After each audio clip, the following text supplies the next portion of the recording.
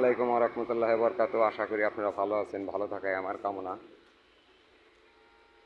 আজ আমরা কিছু বেলকনির পিলার 10 ইঞ্চির গোড়া মাথার ক্যাপ প্লাস বডি এসব মাল আমরা ডেলিভারি দিতেছি। মালগুলো যাইতেছে হলো